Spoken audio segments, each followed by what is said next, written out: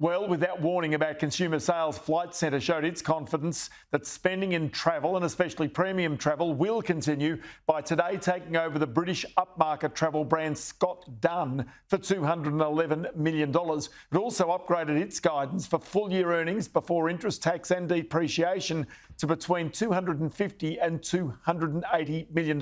Joining me now, Flight Centre Chief Executive Graham Turner. And Screw, it's always good to chat to you. Just explain the rationale of taking on a luxury travel brand when interest rates and inflation are putting pressure on household budgets and also on discretionary spending.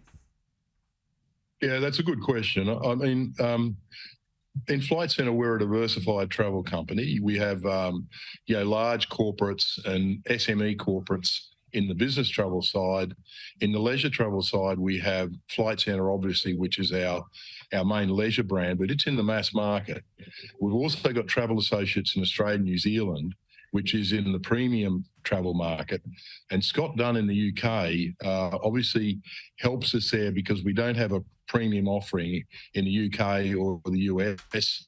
And that's where they're based. And it is a fairly premium luxury brand, and they cater for high-end travellers who spend quite a lot of money. And just in your question there, this part of the market is still growing at about 9% a year from, and Scott Dunn, for example, is back to higher levels of sales than pre-COVID. So it's a part of the market that we have a lot of faith in. We have a division, a luxury and premium travel division, and this is part of it. And we have quite high hopes for this. We think it's going to be a very important part of our travel business over the next few years. Okay, so Scott Dunn does have offerings in Australia. Is this really targeted, though, at those European, UK and US travellers, or is there likely to be a Scott Dunn offering coming out of Australia as well?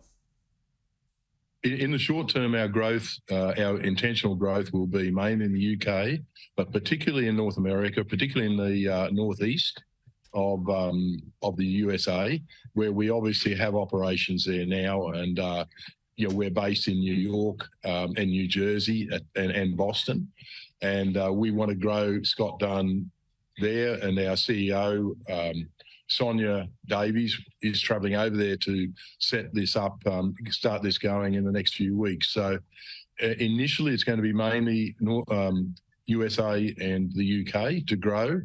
But it also has a branch in Singapore, but we will certainly look at bringing it into Australia to supplement the product we already have here through Travel Associates. But, we are growing Travel Associates quite strongly at the moment as well, and it's not quite the same market as Scott Dunn. Scott Dunn's a very premium market with the average file spend of about $40,000, so it's quite a high spend. Yeah, it sure is. And it comes with all of the luxury goods brands here in Australia that are doing so well at the moment. You can see even with the departure of Chinese travellers that Australian, sort of wealth is actually built to the point at which they are now big consumers of those luxury goods. That's the type of market you're aiming at with this business, isn't it? Yes, I mean, bear in mind that luxury or even premium travel is not for people on lower incomes who will tend to be affected more by, the hike in interest rates and the slowdown of the economy, which most people are expecting.